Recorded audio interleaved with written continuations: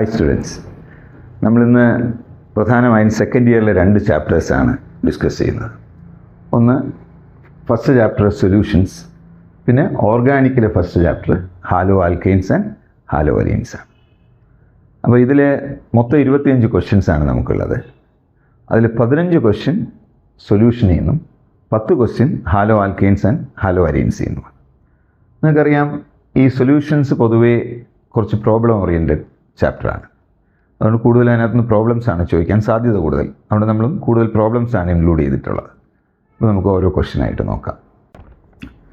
Question number 1, 20 ml of HCl solution require 19.85 ml of 0.01 molar NaOH solution for complete neutralization. The molarity of HCl solution is. ഇതാണ് question. അപ്പോൾ ഇത് നമ്മൾ സാധാരണ അസിഡിമെട്രി, alkalimetry സ്കൂളിൽ practical ചെയ്യുമ്പോൾ ഉപയോഗിക്കേണ്ട ഒരു ഇക്വേഷനാണ്. നിങ്ങൾക്ക് ആ ഇക്വേഷൻ വളരെ ഫെമിലിയർ ആയിരിക്കും. അതായത് M1V1 is equal to M2V2. ഇങ്ങനൊരു ഇക്വേഷൻ കേട്ടിട്ടുണ്ടാവും. അതായത് ആസിഡ് ബേസ് ടൈട്രേഷനിൽ ഒരു ആസിഡിൻ്റെ മൊളാരിറ്റി, അതായത് കോൺസെൻട്രേഷനും അതിൻ്റെ വോളിയവും, അതുപോലെ ബേസിൻ്റെ കോൺസെൻട്രേഷൻ അതായത് മൊളാരിറ്റിയും വോളിയവും ഇങ്ങനെ ഇക്വേറ്റ് ചെയ്യാൻ പറ്റും. അപ്പോൾ ഒരു സൊല്യൂഷൻ്റെ കോൺസെൻട്രേഷനും വോളിയവും അറിയാം, മറ്റൊരു സൊല്യൂഷൻ്റെ വോളിയവും അറിയാമെങ്കിൽ നമുക്കതിൻ്റെ മൊളാരിറ്റി കണ്ടുപിടിക്കാൻ പറ്റും. അപ്പോൾ ഇവിടെ ക്വസ്റ്റ്യനിൽ ഞാനിപ്പോൾ നോക്കൂ, NaOHൻ്റെ കോൺസെൻട്രേഷനും വോളിയവും തന്നിട്ടുണ്ട്. ഞാൻ അതിനെ അതുകൊണ്ട് M1V1 എന്നെടുക്കുന്നു. അപ്പോൾ ഇവിടെ M1 എന്ന് പറയുന്നത് 0.01 ആണ്. അതിൻ്റെ വോളിയം എന്ന് പറയുന്നത് 19.85 ആണ് ക്വസ്റ്റ്യൻ തന്നിരിക്കുന്നത്. ഈസ് ഈക്വൽ ടു M2 ആണ് നമുക്ക് കണ്ടുപിടിക്കേണ്ടത്. ഓക്കെ, ഇൻറ്റു V2 എന്ന് പറയുന്നത് 20 ml ആണ്. അപ്പോൾ ഇതിൽ നിന്ന് നമുക്ക് M2 കണ്ടുപിടിക്കണം.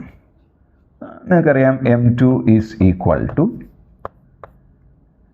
M1V1 by V2. അപ്പോൾ M1 എത്രയാ?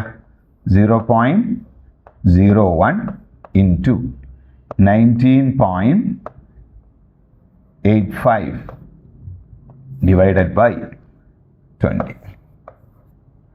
അപ്പോൾ ഇത് ചെയ്യുമ്പോൾ നിങ്ങൾക്ക് ആൻസർ 0.0099 എന്ന് കിട്ടും.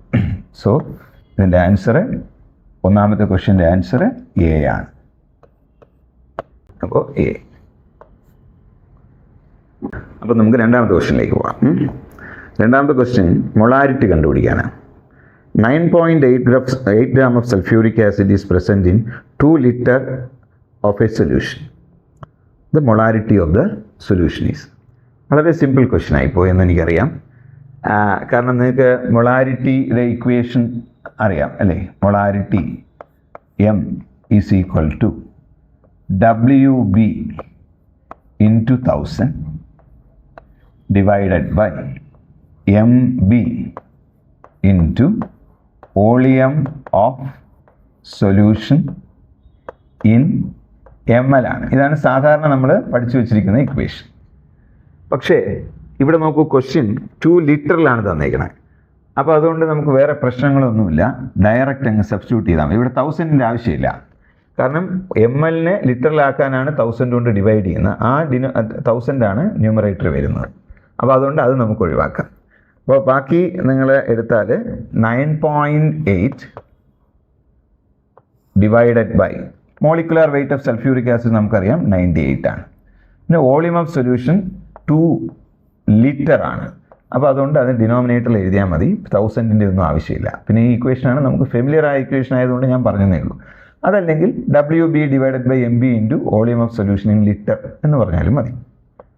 അപ്പോൾ അതിൻ്റെ ആൻസർ നിങ്ങൾക്ക് ചെയ്തു വരുമ്പോൾ 0.05 മോളാർ ക്യാപിറ്റൽ M അല്ലേ?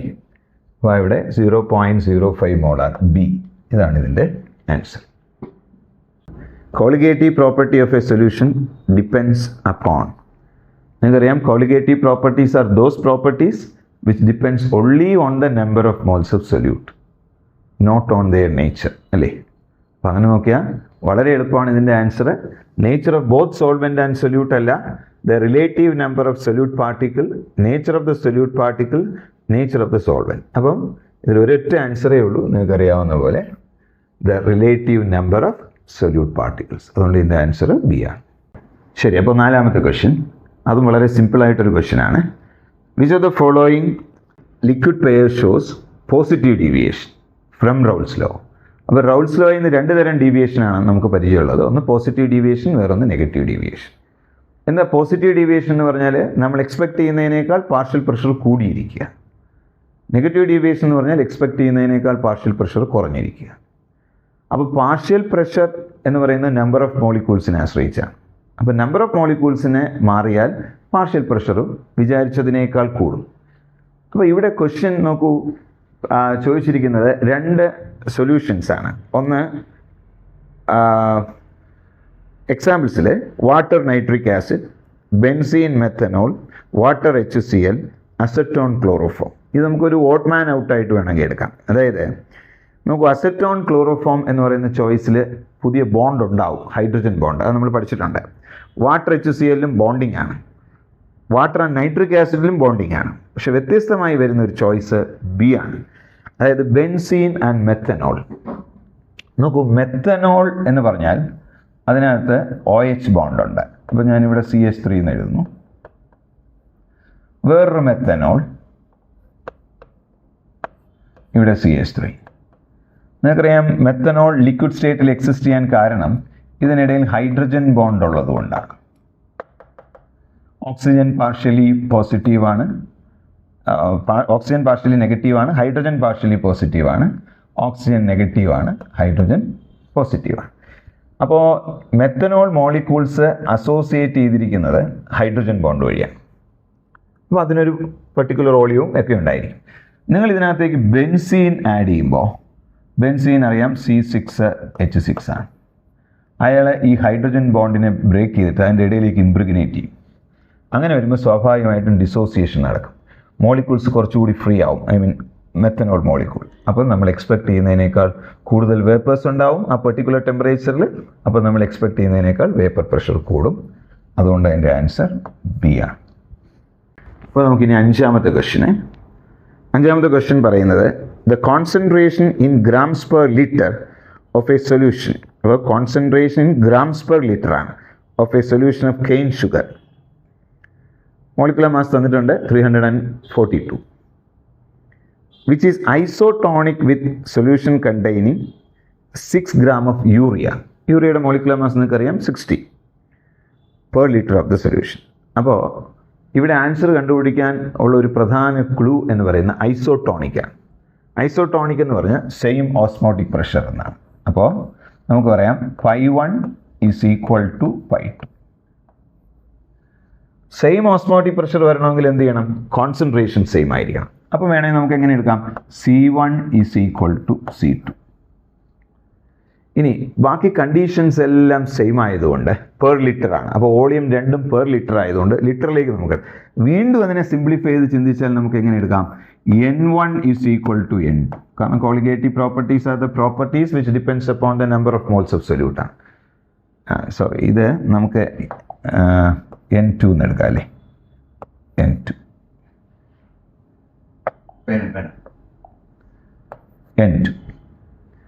അപ്പോൾ N1 is equal to N. അപ്പോൾ വേറെ ഒന്നുമില്ല, നമ്പർ ഓഫ് മോൾസ് മാത്രം കണ്ടുപിടിച്ചാൽ മതി. അപ്പോൾ ക്വസ്റ്റ്യനിൽ നോക്കൂ, തന്നിരിക്കുന്നത് നമ്പർ ഓഫ് മോൾസ് എന്ന് പറഞ്ഞാൽ given mass by molecular mass. ഇവിടെയും given mass divided by molecular mass. അപ്പോൾ ഗിവൺ മാസ് ഇവിടെ തന്നിട്ടില്ല, അതെനിക്ക് അറിഞ്ഞൂടാ, അതുകൊണ്ട് എനിക്കതാണ് കണ്ടുപിടിക്കേണ്ടത്. M1 എനിക്ക് ക്വസ്റ്റ്യനിൽ തന്നിട്ടുണ്ട്, എത്രയാണ്? 342 ആണ്. Is equal to W given mass 6 gram, molecular mass നിങ്ങൾക്കറിയാം 60, യൂറിയ. അപ്പോൾ ഇതിൽ നിന്ന് ഈ W1 കണ്ടുപിടിക്കണം. W1 കണ്ടുപിടിക്കുമ്പോൾ നിങ്ങൾക്ക് 34.2 എന്ന് കിട്ടും.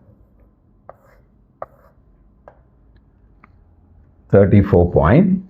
അങ്ങനെ ആൻസർ ബി ആണ്. സോ ഈ ക്വസ്റ്റ്യൻ്റെ ആൻസർ ബി ആണ്. ഓക്കെ, നമുക്കിനി അടുത്ത ക്വസ്റ്റ്യനിലേക്ക് പോകാം. സിക്സ്ത് ക്വസ്റ്റ്യൻ പറയുന്നത് the molal boiling point constant, അതായത് molal elevation constant for water value തന്നിട്ടുണ്ട്. When 0.1 mole sugar is dissolved in 200 ml of water, സൊല്യൂഷൻ്റെ ബോയിലിംഗ് പോയിൻ്റ് എന്തായിരിക്കും? ഇതാണ് ക്വസ്റ്റ്യൻ. അപ്പോൾ നമുക്കറിയാവുന്ന ഒരു ഫെമിലിയർ ഇക്വേഷൻ ഉണ്ട് നിങ്ങൾക്ക്. Delta T B elevation in boiling point is equal to molar elevation constant Kb into m. m is molality ആണ്. അപ്പോൾ എന്താ കെ ബിയുടെ വാല്യൂ? കാരണം നമ്മൾ ഡെൽറ്റ ടി ബി കണ്ടുപിടിച്ച് ബോയിലിംഗ് പോയിൻ്റ് ഓഫ് വാട്ടറിൻ്റെ കൂടെ ആഡ് ചെയ്താലേ പുതിയ ബോയിലിംഗ് പോയിൻ്റ് കിട്ടും. അപ്പോൾ അവർ ഡെൽറ്റ ടി ബി കണ്ടുപിടിക്കണമെങ്കിൽ നമുക്ക് കെ ബി വേണം. കെ ബി തന്നിട്ടുണ്ട് 0.513 ഇൻറ്റു, ഇനി മൊളാലിറ്റിക്ക് പകരം നമ്പർ ഓഫ് മോൾസ് തന്നിട്ടുണ്ട്. അത് 0.1 ആണ്. 0.1 എത്ര എം എല്ലിലാണ്? 200 ml ആണ്. മൊളാലിറ്റി എന്ന് പറഞ്ഞാൽ number of moles per litre ആണ്. അപ്പോൾ ഈ എം എല്ലിനെ ലിറ്റർ ആക്കാൻ നമ്മൾ 1000 കൊണ്ട് ഡിവൈഡ് ചെയ്യണം, ഇല്ലേ? അപ്പോൾ എന്ത് ചെയ്യും? 1000 കൊണ്ട് മൾട്ടിപ്ലൈ ചെയ്യും. എന്തിനാണ്? ഡിനോമിനേറ്റർ ന്യൂമറേറ്റർ ആയിട്ട് വരും. അപ്പോൾ നിങ്ങളിത് കാൽക്കുലേറ്റ് ചെയ്യുമ്പോൾ നിങ്ങൾക്ക് ഇതിൻ്റെ ആൻസർ 0.256 ഡിഗ്രി സെൽഷ്യസ് എന്ന് കിട്ടും. ഓക്കെ, അപ്പോൾ ഇത് എലിവേഷൻ ഇൻ ബോയിലിംഗ് പോയിൻ്റാണ്. പക്ഷെ നിങ്ങളോട് കണ്ടുപിടിക്കാൻ പറഞ്ഞിരിക്കുന്ന ബോയിലിംഗ് പോയിൻ്റാണ്, BP, boiling point of water. അപ്പം നോർമൽ ബോയിലിംഗ് പോയിൻ്റ് എത്രയാണ്? 100 ആണ്, 100 ഡിഗ്രി. എലിവേഷൻ ഇൻക്രീസ് എത്രയാ? 0.256. ഇവ രണ്ടും കൂടെ ആഡ് ചെയ്താൽ 100.256 ഡിഗ്രി സെൽഷ്യസ് ആണ്.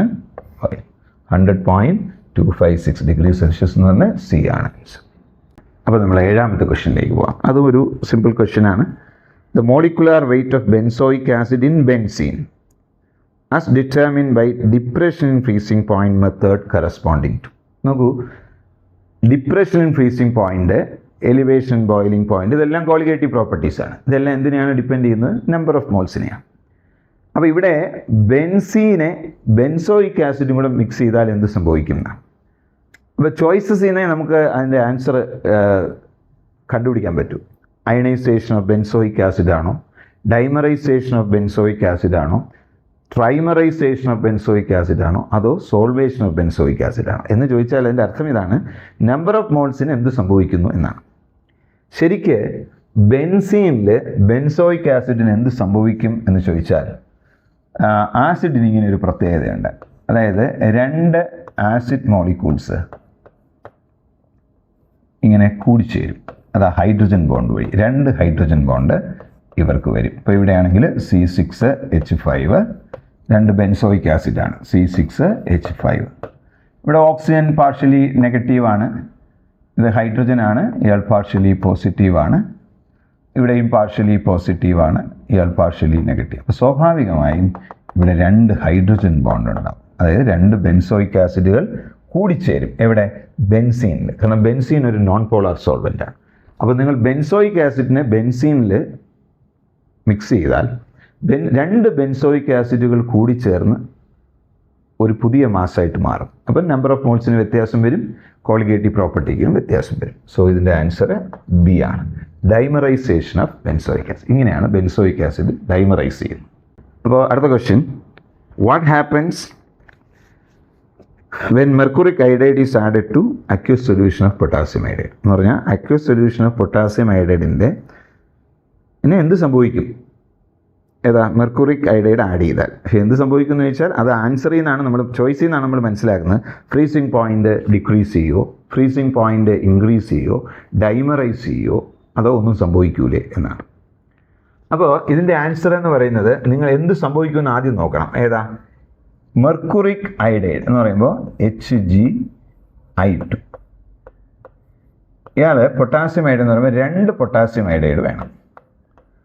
റിയാക്ട് ചെയ്താൽ K2HgI I4 എന്ന് പറഞ്ഞ കോമ്പൗണ്ട്. ഈ K2HgI4 എന്താണെന്ന് വെച്ചാൽ നെസ്ലേസ് റിയേജൻ്റാണ്. നമ്മൾ സോൾട്ട് അനാലിസിസിൽ അമോണിയം അയോണിൻ്റെ ടെസ്റ്റ് ചെയ്യാൻ വേണ്ടി ഉപയോഗിക്കുന്ന നെസ്ലേസ് റിയേജൻ്റാണ് ഈ K2HgI4 എന്ന് പറഞ്ഞ കോമ്പൗണ്ട്.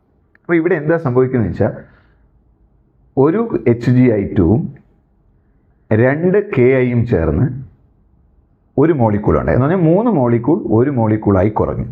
അപ്പോൾ സ്വാഭാവികമായിട്ട് നമ്പർ ഓഫ് മോളിക്യൂൾസ് കുറയും. അപ്പോൾ ഫ്രീസിങ് പോയിന്റിലല്ല, ഡിപ്രഷൻ ഫ്രീസിങ് പോയിന്റ് കുറയും. കാരണം ഡിപ്രഷൻ ഫ്രീസിങ് പോയിന്റ് ആണല്ലോ ഒരു കോളിഗേറ്റീവ് പ്രോപ്പർട്ടി. അപ്പോൾ ഡിപ്രഷൻ ഫ്രീസിങ് പോയിന്റ് കുറയുക എന്ന് പറഞ്ഞാൽ എന്താ, ഫ്രീസിങ് പോയിന്റ് ഇൻക്രീസ് ചെയ്യും. സോ ഇതിൻ്റെ ആൻസർ ബി ആണ്. ഓക്കെ, അടുത്ത നമ്മുടെ ക്വസ്റ്റ്യൻ നമ്പർ 9. ക്വസ്റ്റ്യൻ നമ്പർ 9 ഇതാണ്. The relationship between the values of osmotic pressure of 0.1 molar solution of KNO3 potassium nitrate, അതിനെ P1 എന്ന് എടുക്കും. ആൻഡ് അസറ്റിക് ആസിഡ് അതിനെ P2 എന്ന് എടുക്കും. ഇതിൽ P1/P1 plus P2 is equal to P2/P1 plus P2 അങ്ങനെയാണോ, അതോ P1 ഗ്രേറ്റർ ദാൻ P2, ഇങ്ങനെ 4 ചോയ്സസ് തന്നിട്ടുണ്ട്. അപ്പോൾ ഇവിടെ 2 സൊല്യൂഷനുകളാണ് പറയുന്നത്. ഒന്ന് 0.1 മോളാർ KNO3. നിങ്ങൾക്കറിയാം, ഇയാൾ അയണൈസ് ചെയ്താൽ എങ്ങനെ അയണൈസ് ചെയ്യും? K++ NO3- ആയിട്ട് അയണൈസ് ചെയ്യും. കംപ്ലീറ്റ് ആയിട്ട് അയണൈസ് ചെയ്യും. കാരണം ഇയാൾ ഒരു സ്ട്രോങ് ഇലക്ട്രോലൈറ്റ് ആണ്.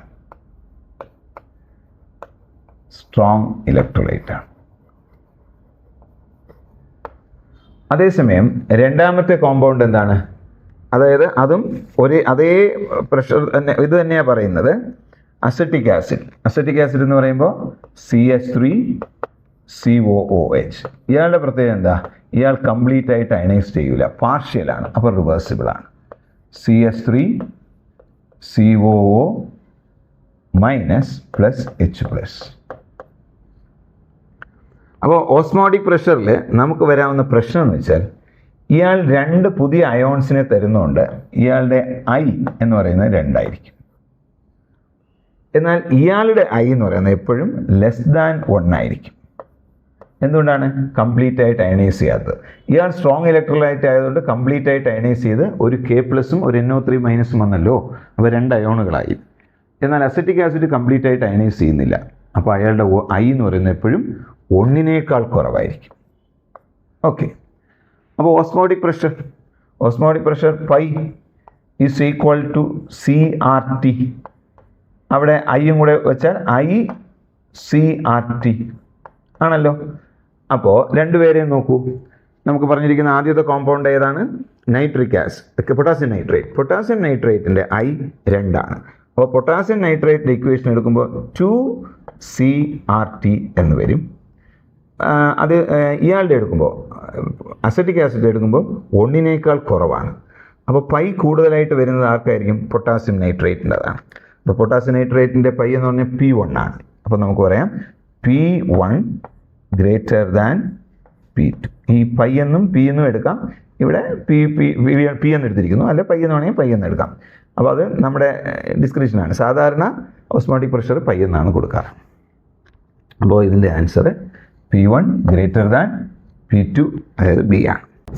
10ാമത്തെ question, freezing point of an aqueous solution തന്നിട്ടുണ്ട് 0.186 degree. Elevation in boiling point of the same solution കണ്ടുപിടിക്കണം. അവിടെ KB-യും തന്നിട്ടുണ്ട്, KF-ഉം തന്നിട്ടുണ്ട്. Find the increase in the boiling point, അതായത് ΔTB കണ്ടുപിടിക്കണം. അപ്പോൾ നോക്കൂ, 2 സൊല്യൂഷനുകളുടെ കണ്ടീഷൻസ് എല്ലാം സെയിം ആണ്. അവർ തന്നിരിക്കുന്നത് KF-ഉം KB-യുമാണ്. ഫ്രീസിംഗ് പോയിന്റ് തന്നിട്ടുണ്ട്. ഡിപ്രഷനും ഫ്രീസിംഗ് പോയിൻ്റായിട്ട് എടുത്താൽ മതി. അപ്പോൾ നമുക്ക് വേണ്ടത് എലിവേഷൻ ഇൻ ബോയിലിംഗ് പോയിൻ്റാണ്. അപ്പോൾ ബാക്കി ഇക്വേഷൻസ് നിങ്ങൾക്കറിയാം, അതിൽ ബാക്കി ടേംസ് എല്ലാം നമുക്ക് ഒഴിവാക്കിയിട്ട് സിമ്പിളായിട്ട് നമുക്ക് എടുക്കാവുന്ന ഒരു ഇക്വേഷൻ എന്ന് പറയുന്നത് ΔTB by ΔTF is equal to elevation boiling point divided by depression freezing point is equal to, നോക്കൂ, KB ബൈ കെ എഫ് എന്നെടുത്താൽ മതി. മൊളാലിറ്റി സെയിം ആണ്, അതുകൊണ്ട് ആ ടേമേ നമ്മൾ ഉപയോഗിക്കേണ്ട. എൻട്രൻസ് പോയിന്റ് ഓഫ് വ്യൂവിൽ നമുക്കിത് പെട്ടെന്ന് ചെയ്യാൻ ഇതാണ് വഴി. അപ്പോൾ ഡെൽറ്റ ടി ബി ആണ് നമുക്ക് കണ്ടുപിടിക്കേണ്ടത്, അത് തന്നിട്ടില്ല. Divided by delta T F തന്നിട്ടുണ്ട് -0.186 ഈസ് ഈക്വൽ ടു.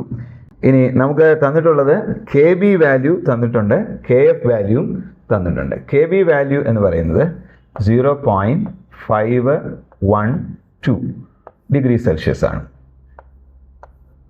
അടുത്ത കെ എഫ് വാല്യൂവും തന്നിട്ടുണ്ട് 1.86 ഡിഗ്രി സെൽഷ്യസ് ആണ്. അപ്പോൾ ഇതിൽ നമുക്ക് ആരെ കണ്ടുപിടിക്കാം? ഡെൽറ്റ ടി ബി കണ്ടുപിടിക്കാം.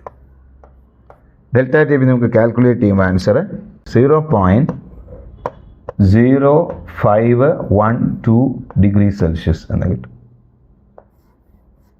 അപ്പോൾ അതിൻ്റെ ആൻസർ ബി ആണ്. ഇപ്പോൾ ക്വസ്റ്റ്യൻ നമ്പർ 11 നോക്കൂ. Which of the colligative property can provide molecular mass of proteins with greater precision എന്നാണ്. അപ്പോൾ മോളിക്കുലാർ മാസ് കണ്ടുപിടിക്കാനാണ് പൊതുവെ കോളിഗേറ്റീവ് പ്രോപ്പർട്ടീസ് നമ്മൾ കൂടുതലായിട്ട് ഉപയോഗിക്കുന്നത്. അപ്പോൾ elevation, boiling point, depression, freezing point, relative lowering of vapour pressure, osmotic pressure. അപ്പോൾ നിങ്ങളൊരു question പഠിച്ചു കാണും, osmotic pressure method is the best method for the determination of molecular mass of molecules having higher molecular mass. അതിന് 2 റീസൺസും പഠിച്ചു കാണും. അപ്പോൾ അത് വെച്ച് നോക്കിയാൽ നമുക്ക് എപ്പോഴും പ്രോട്ടീൻസ് എന്ന് പറയുന്നത് മോളിക്കുലാർ മാസ് കൂടിയ മോളിക്യൂൾസാണ്. അപ്പോൾ അവരുടെ മോളിക്കുലാർ മാസ് കണ്ടുപിടിക്കാൻ ഏറ്റവും നല്ല മെത്തേഡ് എന്ന് പറയുന്നത് ഓസ്മോട്ടിക് പ്രഷർ മെത്തേഡാണ്. അതിൻ്റെ ആൻസർ എ. ക്വസ്റ്റ്യൻ നമ്പർ 12 അതും ഓസ്മോട്ടിക് പ്രഷറുമായിട്ട് ബന്ധപ്പെട്ട ഒരു ക്വസ്റ്റ്യനാണ്. Blood cells retain their normal shape in solution which are. അപ്പോൾ ചോയ്സിൽ നോക്കൂ, ഹൈപ്പോട്ടോണിക്, ഐസോട്ടോണിക്, ഹൈപ്പർട്ടോണിക്, ഇക്യു നോർമൽ ഇൻ ബ്ലഡ് എന്നാണ്. അപ്പോൾ ബ്ലഡ് സെൽസ് സ്വെല്ല് ചെയ്യണോ ഷ്രിങ്ക് ചെയ്യണോ എന്ന് തീരുമാനിക്കുന്നത് ഓസ്മോസിസാണ്. അപ്പോൾ അകത്തേക്ക് കയറിയാൽ അത്, പുറത്തുള്ള ലിക്വിഡ് അകത്തേക്ക് കയറിയാൽ അത് സ്വെല്ല് ചെയ്യും, അവിടെ നിന്ന് അകത്തുനിന്ന് പുറത്തേക്ക് വന്നാൽ അത് ഷ്രിങ്ക് ചെയ്യും. ഇത് സംഭവിക്കാതിരിക്കണമെങ്കിൽ എന്ത് വേണം? രണ്ടുപേർക്കും ഒരേ ഓസ്മോട്ടിക് പ്രഷർ ആയിരിക്കണം. അതായത് ഈ ബ്ലഡ് സെൽസിനകത്തുള്ള, അതായത് നമ്മുടെ സെൽസിനകത്തുള്ള സൊല്യൂഷനും പുറത്തുള്ള സൊല്യൂഷനും ഒരേ ഓസ്മോട്ടിക് പ്രഷർ ആയിരിക്കണം. അങ്ങനെയുള്ള സൊല്യൂഷനുകളെ ഐസോട്ടോണിക് സൊല്യൂഷൻസ് എന്നാണ് പറയുക. അകത്തും പുറത്തും ഒരേ ഓസ്മോട്ടിക് പ്രഷർ. അതുകൊണ്ട് നമുക്കിതിൻ്റെ ആൻസർ ബി ആണ്. സോ അടുത്ത question, the elevation boiling point of a solution 13.44 gram of cupric chloride in kilogram of water using the following informations. അതാണ് ക്വസ്റ്റ്യൻ. അതിനകത്ത് molecular mass of cuprous chloride തന്നിട്ടുണ്ട്, cupric chloride തന്നിട്ടുണ്ട്, K ബിയും തന്നിട്ടുണ്ട്. അപ്പോൾ നമ്മുടെ ബേസിക് ഇക്വേഷൻ ഇതാണ്. Delta T B elevation boiling point is equal to I 1 Hoff factor into K B molar elevation constant into molality. അപ്പോൾ M, ഈ molality, അപ്പോൾ I നമുക്കറിയാം 3 ആണ്. കാരണം CuCl2 അയണൈസ് ചെയ്ത 3 ion, Cu2 + 2Cl- into K B value തന്നിട്ടുണ്ട് 0.52. ഇനി M എങ്ങനെ കണ്ടുപിടിക്കും? എം എന്ന് പറഞ്ഞാൽ എന്താ? Weight given mass divided by molar mass ആണ്. ഗിവൺ മാസ് എന്ന് പറയുന്നത് 13.44 ആണ്. മോളാർ മാസ് 134.4 ആണ്. സോ അത് 0.1 എന്ന് വരും. So the answer is 3 into 0.52 into 0.1. അപ്പോൾ അതിൻ്റെ ആൻസർ 0.16 എന്ന് കിട്ടും. Therefore the answer is A. Which of the following solution have, 14ാമത്തെ ക്വസ്റ്റ്യൻ ആണ്, which of the following solution will have the highest boiling point? അപ്പോൾ ബോയിലിംഗ് പോയിൻ്റ് ആർക്കാണ് കൂടുതൽ എന്നാണ്. ബോയിലിംഗ് പോയിൻ്റ് കൂടുക എന്ന് പറയുമ്പോൾ നോക്കൂ, 0.5 molar barium chloride, 1 molar KBr, 1.8 into 10⁻24 glucose molecules per liter, 100 gram of powdered glucose in 1 liter of water.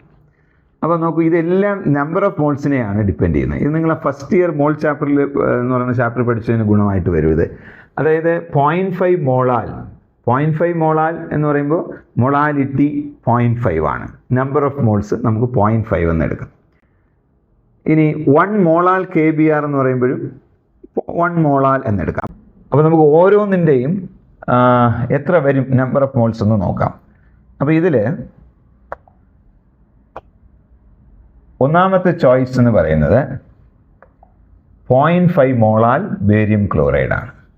അപ്പോൾ 0.5 molal barium chloride എന്ന് പറയുമ്പോൾ എത്ര വരും എന്ന് ചോദിച്ചാൽ 0.5 × 3. എന്തിനാണ് 0.5 × 3 എടുത്തത്? ഒരു ബേരിയം ക്ലോറൈഡ് അയണൈസ് ചെയ്യുമ്പോൾ 3 അയോൺസ് വരും, Ba2+ ആൻഡ് 2Cl-. അപ്പോൾ നിങ്ങൾക്കിത് 1.5 എന്ന് കിട്ടും. നമ്മൾ നോക്കുകയാണ് എത്ര വരും എന്ന്. അടുത്ത ബി എന്ന് പറയുന്ന ചോയ്സ് ആണ്. ഇത് ആൻസർ ചെയ്യുന്നത് കണ്ടുപിടിക്കാൻ പറ്റും. ഐ മീൻ ചോയ്സ് ചെയ്യുന്ന ആൻസർ കണ്ടുപിടിക്കാൻ പറ്റും. അടുത്ത് 1 മോളാൽ എന്നാണ് തന്നിരിക്കുന്നത്. അപ്പോൾ 1 × അത് 2 അയോൺസിനെ തരും ഇല്ലേ? അപ്പോൾ 2 ആണ്.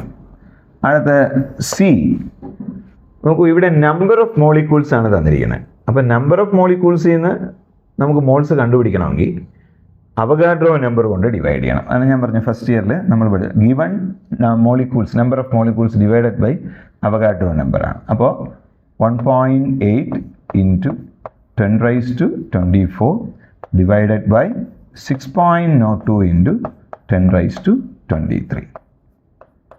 ഇവിടെ ഗ്ലൂക്കോസ് ആണ്, അതുകൊണ്ട് നിങ്ങൾക്ക് മൾട്ടിപ്ലൈ ചെയ്യാനൊന്നുമില്ല, കാരണം ഗ്ലൂക്കോസ് അയണൈസ് ചെയ്യുന്ന ഒന്നുമില്ലല്ലോ ആ ഗ്ലൂക്കോസ്. അപ്പോൾ നിങ്ങൾക്ക് 2.98 എന്ന് കിട്ടും ഗ്ലൂക്കോസിൻ്റെ.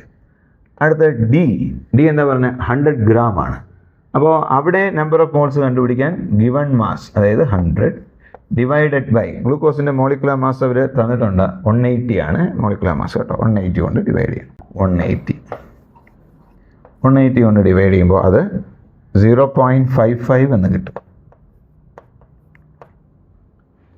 അപ്പോൾ നമുക്ക് 3 വാല്യൂസ് 1.5, 2, 2.98, അടുത്ത് 0.55. അപ്പോൾ ഇതിലെ ആൻസർ ഹയർ വാല്യൂ ആർക്കാണ്? 2.98-നാണ് എന്ന് പറയുമ്പോൾ ഇതിൻ്റെ ആൻസർ സി ആണ്. അപ്പം അടുത്തതും ഓസ്മോസിസുമായിട്ട് ബന്ധപ്പെട്ട ഒരു ക്വസ്റ്റ്യനാണ്. Question number 15.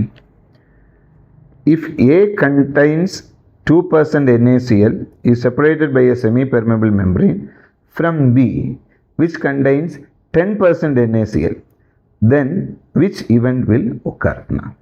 അതായത് സോഡിയം ക്ലോറൈഡ് എന്നെയാണ് രണ്ടിടത്തും. പിന്നെ എന്തിനാണ് വ്യത്യാസം? കോൺസെൻട്രേഷനാണ് വ്യത്യാസം. ഒന്ന് 2%ഉം വേറൊന്ന് 10%. അപ്പോൾ എവിടെ നിന്നും എവിടേക്ക് സോഡിയം ക്ലോറൈഡ് ഫ്ലോ ചെയ്യും എന്നാണ് ചോദ്യം. അപ്പോൾ നിങ്ങൾക്കറിയാം ഓസ്മോസിസിൻ്റെ definition is the passage of solvent from a solution of lower concentration to a solution of higher concentration. അപ്പോൾ മൂവ്മെൻറ്റ് ആരുടേതാണ്? സോൾവെൻറ്റിൻ്റേതാണ്. അപ്പോൾ സൊല്യൂഷൻ ലോവർ കോൺസെൻട്രേഷൻ എന്ന് പറഞ്ഞാൽ എന്താ അർത്ഥം? സോൾവെൻറ്റിൻ്റെ അളവ് കൂടുതലാണെന്നാണ്. സൊല്യൂഷൻ ഹയർ കോൺസെൻട്രേഷൻ എന്ന് പറഞ്ഞാൽ എന്താ അർത്ഥം? സോൾവെൻറ്റിൻ്റെ അളവ് കുറവാണ്. കാരണം നമുക്ക് എപ്പോഴും ഇതിനകത്ത് വരുന്നൊരു സംശയം, ഈ മൂവ്മെൻറ്റ് എപ്പോഴും ഹയർ കോൺസെൻട്രേഷനിൽ നിന്ന് ലോവർ കോൺസെൻട്രേഷനിലേക്കല്ലേ നടക്കൂ എന്നാണ്. അത് ആര് ട്രാൻസ്ഫർ ആണോ നടക്കുന്നത് അയാളുടെ ഹയർ കോൺസെൻട്രേഷനിൽ നിന്ന് ലോവർ കോൺസെൻട്രേഷനിലേക്കാണ് പോവുക. അത് കറക്റ്റാണ്. പക്ഷേ സൊല്യൂഷൻ ഓഫ് ലോവർ കോൺസെൻട്രേഷൻ എന്ന് പറഞ്ഞാൽ എന്താ അർത്ഥം? സൊല്യൂട്ടിൻ്റെ അളവ് കുറവും സോൾവെൻറ്റിൻ്റെ അളവ് കൂടുതലുമാണ്. അപ്പോൾ സോൾവെൻറ്റിൻ്റെ അളവ് കൂടുതലുള്ളിടത്ത് നിന്നല്ലേ കുറവുള്ളിടത്തേക്ക് പോകുള്ളൂ. അതുകൊണ്ട് ഇവിടെ നിങ്ങൾക്കിപ്പോൾ ചോയ്സസ് തന്നിരിക്കുന്നത് അവരുടെ കോൺസെൻട്രേഷൻസ് നോക്കിയാൽ മതി. അപ്പോൾ വാട്ടറാണ് ഇവിടെ ഫ്ലോ ചെയ്യേണ്ടത്, സോഡിയം ക്ലോറൈഡ് അല്ല. അപ്പോൾ അതുകൊണ്ട് ആൻസർ സി ആണ്. എയിൽ നിന്നും ബിയിലേക്കായിരിക്കും പോകുന്നത്. എയിൽ നിന്നും ബിയിലേക്ക് എന്ന് പറഞ്ഞാൽ 2% സോഡിയം ക്ലോറൈഡിൽ നിന്ന് 10% സോഡിയം ക്ലോറൈഡിലേക്കായിരിക്കും വാട്ടർ ഫ്ലോ ചെയ്യുന്നത്. അതുകൊണ്ട് ഇതിൻ്റെ ആൻസർ സി ആണ്. അപ്പോൾ ഇപ്പോൾ നമ്മൾ ഡിസ്കസ് ചെയ്ത 15 ക്വസ്റ്റ്യൻസ് സൊല്യൂഷൻ ചെയ്യണം. ഇനി നിങ്ങൾക്ക് വളരെ ഇഷ്ടമുള്ള ഒരു ചാപ്റ്ററിൽ നിന്നാണ് haloalkanes and haloarenes, ഓർഗാനിക്കാണ്. പിന്നെ അത് വലിയ മാത്തമെറ്റിക്കൽ ഡെറിവേഷൻസ് ഒന്നും വരുന്നില്ല. ആൻസർ അറിയാമെങ്കിൽ എഴുതാം, ഇല്ലെങ്കിൽ എഴുതാൻ പറ്റില്ല. അതാണ് ഈ ഓർഗാനിക്കിൻ്റെ ഒരു പ്രത്യേകത. പിന്നെ ചില ക്വസ്റ്റ്യൻസ് നമുക്ക് ലോജിക്ക് ഉപയോഗിച്ച് കണ്ടുപിടിക്കാമെങ്കിലും കറക്റ്റ് അത് നമ്മൾ സ്പെസിഫിക്കായിട്ട് നോക്കി വെച്ചിരുന്നാലേ നമുക്ക് ഇതിൻ്റെ ആൻസേഴ്സ് ചെയ്യാൻ പറ്റും. അപ്പോൾ അത് കൂടുതൽ എഴുതിയും പ്രാക്ടീസ് ചെയ്തും വരണം. നമ്പർ ഓഫ് ക്വസ്റ്റ്യൻസ് കൂടണം. അതാണ്. ഇപ്പോൾ നോക്കൂ, chlorobenzene on treatment with sodium in dry ether gives diphenyl. Name of the reaction. അപ്പോൾ ആൽക്കൈൽ ഹാലൈഡ്സിൽ നിന്നും ഹയർ ആൽക്കൈൻസ് ഉണ്ടാക്കുന്ന റിയാക്ഷനാണ് ചോദിച്ചിരിക്കുന്നത്. അതിൽ നിങ്ങൾക്ക് ഏറ്റവും ഫെമിലിയർ ആയിട്ടുള്ള ഒരു നെയിമിംഗ് റിയാക്ഷൻ വുഡ്സ് റിയാക്ഷനാണ്. പക്ഷേ വുഡ്സ് റിയാക്ഷനിൽ ആൽക്കൈൽ ഹാലൈഡ്സിന് ഹയർ ആൽക്കൈൻസ് ആക്കും. ഫിറ്റിക് റിയാക്ഷനിൽ അരൈൽ ഹാലൈഡ്സിൽ നിന്നും ആണ് നമ്മൾ റിയാക്ഷൻ സോഡിയവുമായിട്ട് റിയാക്ട് ചെയ്യുന്നത്. ഇപ്പോൾ ഒരു ഉദാഹരണം, ക്ലോറോബെൻസീൻ, 2 ക്ലോറോബെൻസീൻ മെറ്റാലിക് സോഡിയവുമായിട്ട് ഡ്രൈ ഈതർ റിയാക്ട് ചെയ്താൽ നിങ്ങൾക്ക് ഡൈഫിനൈൽ കിട്ടും. അതാണ് ക്വസ്റ്റ്യൻ. ഏതാണ് ഈ റിയാക്ഷൻ എന്നാണ് ചോദിക്കുന്നത്. ഈ റിയാക്ഷൻ്റെ പേര് ഫിറ്റിക് റിയാക്ഷൻ എന്നാണ്. അരൈൽ ഹാലൈഡ്സിൽ നിന്നും ഡൈഫിനൈൽ ഉണ്ടാകുന്നത് ഫിറ്റിക്ക്. ഒരു ആൽക്കൈൽ ഹാലൈഡും ഒരു അരൈൽ ഹാലൈഡും ഉപയോഗിച്ചാൽ വുഡ്സ് ഫിറ്റിക്ക്. രണ്ടുപേരും ആൽക്കൈൽ ഹാലൈഡ്സ് ആണെങ്കിൽ വുഡ്സ് റിയാക്ഷൻ. സാൻമേഴ്സ് റിയാക്ഷൻ നിങ്ങൾക്കറിയാം. അപ്പോൾ ഇതാണ്. അപ്പം ഇതിനകത്ത് ചോയ്സ് എ ആണ്. അതുകൊണ്ട് എൻ്റെ ആൻസർ എ. അടുത്ത question number 17. Alkaline hydrolysis of a tertiary alkyl halide by aqueous alkali. If the concentration of the alkali is double, then the reaction rate at constant temperature. നോക്കൂ, 4 choice. ഒന്ന്, will doubled, will be halved, will remain constant, cannot be predicted ആണ്. നോക്കൂ, tertiary. അപ്പോൾ ഇതിൻ്റെ answer ചെയ്യണമെങ്കിൽ നിങ്ങൾ mechanism അറിയണം. അതായത് SN1 ആണോ SN2 ആണോ എന്നറിയണം. അപ്പോൾ അതിന് പറ്റിയ ഒരു ഇവിടെ നോക്കൂ, ടെർഷറി എന്ന് കൊടുത്തിട്ടുണ്ട്. അപ്പോൾ ടെർഷറി എന്ന് പറഞ്ഞാൽ tertiary alkyl halides usually undergo SN1 mechanism. അപ്പോൾ ഇവിടെ ക്വസ്റ്റ്യൻ പേപ്പറിൽ നമുക്ക് ഇതിൽ മെക്കാനിസം അറിയാമെങ്കിൽ ഇത് ഡബിൾ ആവുമോ ട്രിപ്പിൾ ആവുമോ എന്നൊക്കെ അറിയാൻ പറ്റും. അപ്പോൾ ഇവിടെ നമ്മൾ പറഞ്ഞിരിക്കുന്നത് SN1 മെക്കാനിസം ആയതുകൊണ്ട് ഇത് 2 സ്റ്റെപ്സിലായിരിക്കും നടക്കുക. ഒന്നാമത്തെ സ്റ്റെപ്പ് എന്ന് പറയുന്നത് ഫോർമേഷൻ ഓഫ് എ കാർബോകാറ്റയോൺ ആണ്. രണ്ടാമത്തെ സ്റ്റെപ്പിലാണ്, അത് കൂടുതൽ വിശദമാക്കണമെങ്കിൽ ഞാൻ ഒന്നുകൂടി വിശദമാക്കാം. അതായത് ഇപ്പോൾ നിങ്ങൾ എടുക്കുന്നത് ഒരു ടെർഷറി ആൽക്കൈൽ ഹാലൈഡ് ആണെങ്കിൽ അയാൾ ആദ്യം ഒരു കാർബോകാറ്റയോണായി മാറും. ഈ കാർബോകാറ്റയോൺ ആകുന്ന ഈ സ്റ്റെപ്പ് സ്ലോ സ്റ്റെപ്പാണ്. 2 സ്റ്റെപ്പ് റിയാക്ഷൻസ് ആണ്. രണ്ടാമത്തെ സ്റ്റെപ്പിലാണ് ഈ കാർബോകാറ്റയോൺ OH മൈനസുമായിട്ട് റിയാക്ട് ചെയ്യുന്നത്. അതൊരു ഫാസ്റ്റ് സ്റ്റെപ്പാണ്. എന്നിട്ടാണ് COH ആകുന്നത്. ഞാൻ ഫുൾ റിയാക്ഷൻ എഴുതുന്നില്ല എളുപ്പത്തിന് വേണ്ടി. അപ്പോൾ ഫസ്റ്റ് സ്റ്റെപ്പ് സ്ലോ സ്റ്റെപ്പ് ആണെങ്കിൽ usually that is a rate determining step. അപ്പോൾ നമുക്കറിയാം rate is proportional to the concentration of tertiary alkyl ഹാലൈഡിനെ മാത്രമേ ഡിപ്പെൻഡ് ചെയ്യുന്നുള്ളൂ.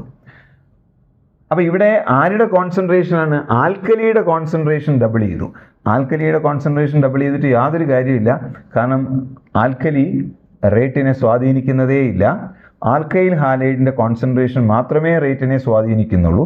കാരണം അത് ഒരു നിങ്ങൾക്കറിയാം സ്ലോ സ്റ്റെപ്പാണ്. അപ്പോൾ when A reaction occurs more than 1 step the slowest step is the rate determining step എന്ന് നിങ്ങൾ പഠിച്ചിട്ടുണ്ട്. അപ്പോൾ അത് വെച്ച് നോക്കിയാൽ ഫസ്റ്റ് സ്റ്റെപ്പാണ് സ്ലോവസ്റ്റ് സ്റ്റെപ്പ്. അതിൽ ആൽക്കൈൽ ഹാലൈഡ് മാത്രമേ വരുന്നുള്ളൂ. അപ്പോൾ ആൽക്കൈൽ ഹാലൈഡിൻ്റെ കോൺസെൻട്രേഷൻ മാറ്റിയാൽ റേറ്റ് മാറും. റേറ്റ് ഡിറ്റർമിനിങ് സ്റ്റെപ്പിൽ ആൽക്കലി വരുന്നില്ല. അതുകൊണ്ട് ആൽക്കലിയുടെ കോൺസെൻട്രേഷൻ നിങ്ങൾ കൂട്ടിയാലും കുറച്ചാലും ഒന്നും സംഭവിക്കാൻ പോകുന്നില്ല. വിൽ റിമൈൻ കോൺസ്റ്റൻ്റ് ആണ്. അതുകൊണ്ട് അതിൻ്റെ ആൻസർ സി ആണ്. നമുക്ക് ക്വസ്റ്റ്യൻ നമ്പർ 18. അതും ഒരു നെയിമിംഗ് റിയാക്ഷനാണ്. Methyl bromide react with AgF to give methyl fluoride and AgBr. This reaction is called. അപ്പോൾ നിങ്ങൾക്കറിയാം ഇത് സ്വാട്സ് റിയാക്ഷനാണ്.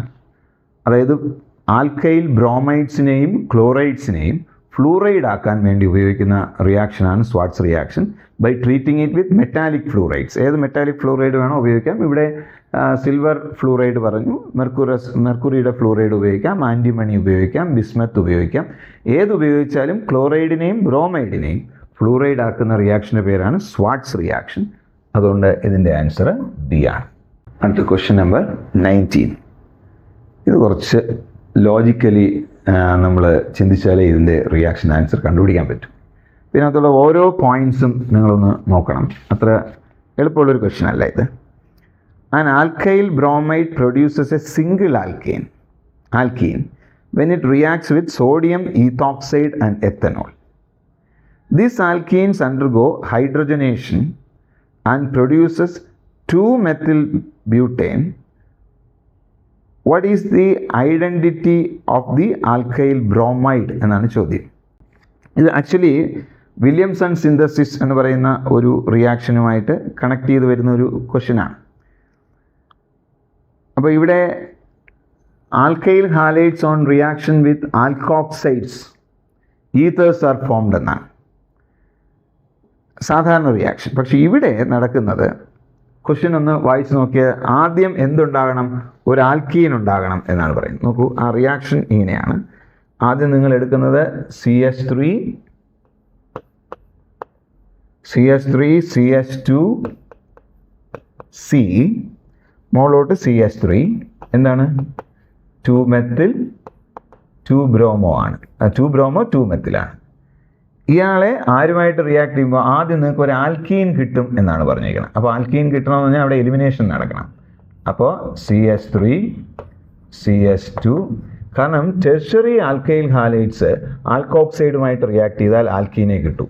പ്രൈമറിയും സെക്കൻഡറിയും ആണെങ്കിൽ അത് നമുക്ക് ഈതറായി മാറും. അത് ആൽക്കഹോൾസ് ആൻഡ് ഫീനോൾസ് നിങ്ങൾ കുറച്ചുകൂടി വിശദമായിട്ട് വീണ്ടും അത് പഠിക്കും. എന്നാൽ ആൽക്കൈൽ ഹാലൈഡുമായിട്ട് ബന്ധപ്പെട്ട ഒരു ക്വസ്റ്റ്യൻ ആയതുകൊണ്ടാണ് ഇങ്ങനെ ഒരു ആൽക്കീൻ കിട്ടും എന്നാണ് അടുത്ത സ്റ്റെപ്പിൽ പറഞ്ഞത്.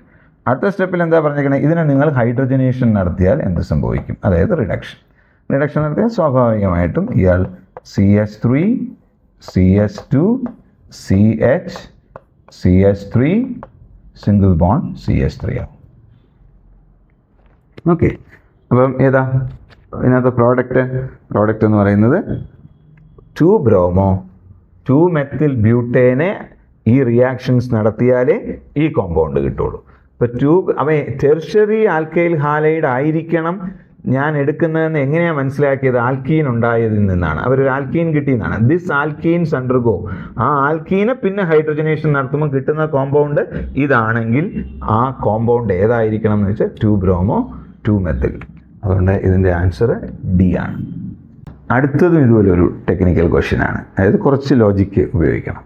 ഇപ്പോൾ നോക്കൂ, an organic compound A C4H9Cl on reaction with sodium and dry ether. അപ്പോൾ നിങ്ങൾക്ക് മനസ്സിലായി വുഡ്സ് റിയാക്ഷനാണ്. Gives a hydrocarbon. ആ ഹൈഡ്രോ കാർബണിൻ്റെ പ്രത്യേകത എന്താണെന്നറിയാമോ?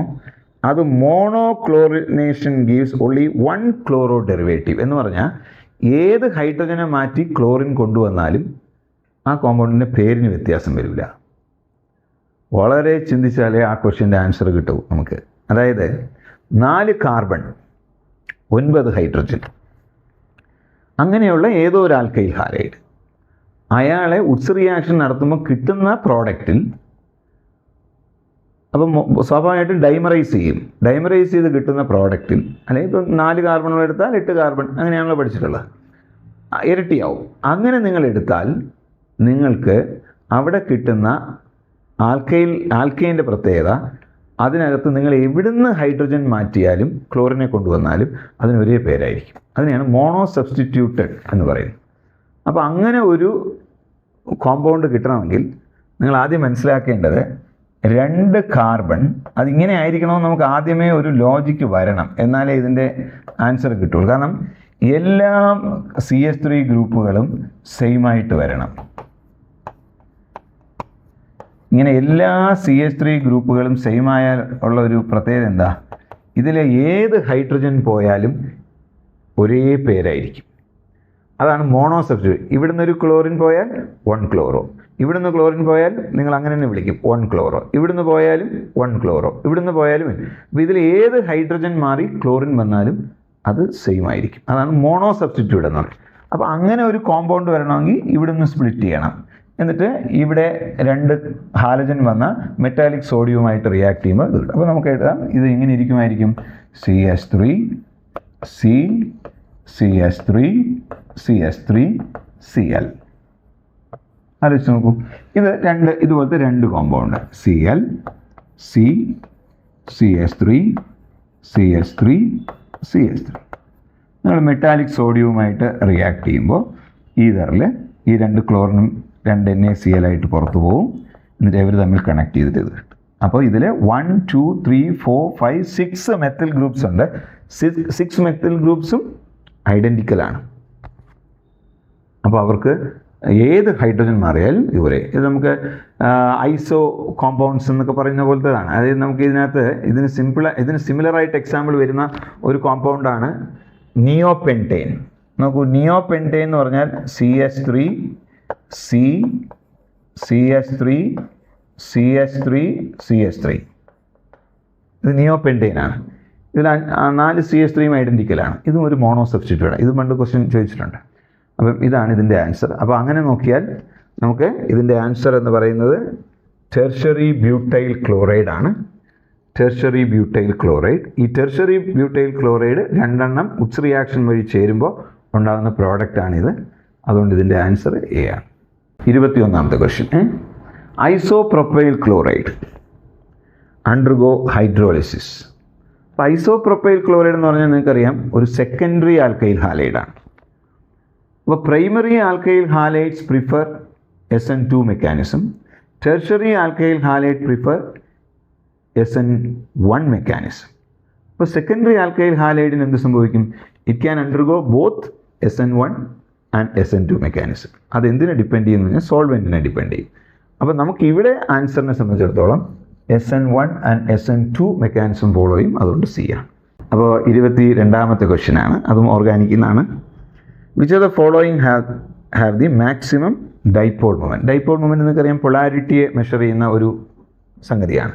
ഇപ്പോൾ mu is equal to E into D ആണ് ഡൈപോൾ മൊമെൻറ്റ്. അപ്പോൾ ഇത് എന്തിനെയൊക്കെ ആശ്രയിക്കും? ചാർജിനെയും ഡിസ്റ്റൻസിനെയും. ഇപ്പോൾ ചാർജ് വെച്ച് നോക്കിയാൽ CH3F fluorine more electro negative ആയതുകൊണ്ട് അതിനായിരിക്കും പൊളാരിറ്റി കൂടുതൽ. പക്ഷേ അയാൾക്ക് D കുറവായിരിക്കും. കാരണം ഫ്ലൂറിൻ വെരി സ്മോളാണ്. CH3Cl എടുത്താൽ ഫ്ലൂറിൻ്റെ അത്ര പൊളാരിറ്റി ഇല്ലെങ്കിലും മോശമില്ലാത്ത പൊളാരിറ്റി ഉണ്ടായിരിക്കും. പക്ഷെ ഡിസ്റ്റൻസും കംഫർട്ടബിളാണ്. എന്നാൽ ബ്രോമിൻ ഡിസ്റ്റൻസ് കൂടുതലായിരിക്കും, പക്ഷേ പൊളാരിറ്റി കുറവായിരിക്കും. അയഡിൻ പറയണ്ടല്ലോ വളരെ വലുതാണ്. അപ്പോൾ ഡിസ്റ്റൻസ് വളരെ കൂടുതലായിരിക്കും, പൊളാരിറ്റി തീരെ കുറവായിരിക്കും.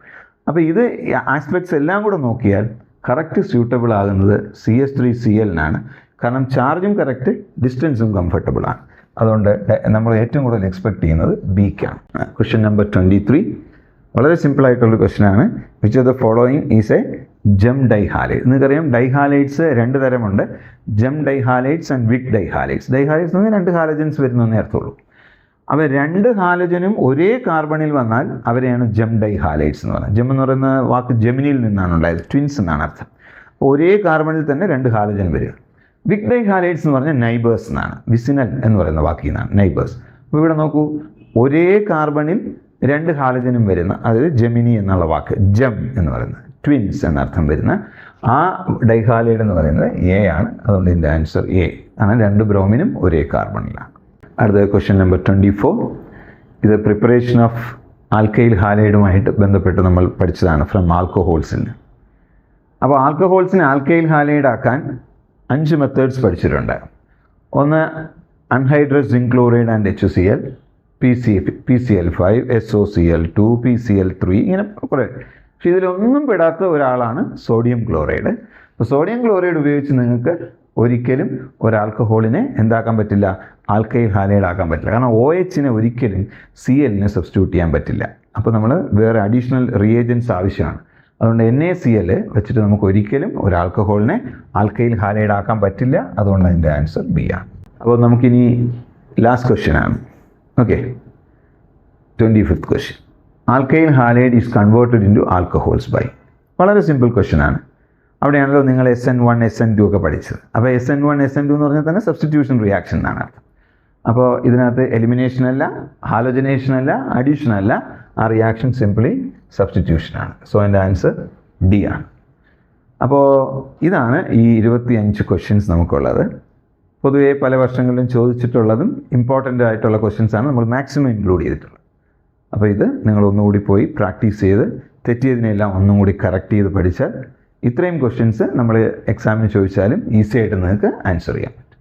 Okay, thank you very much.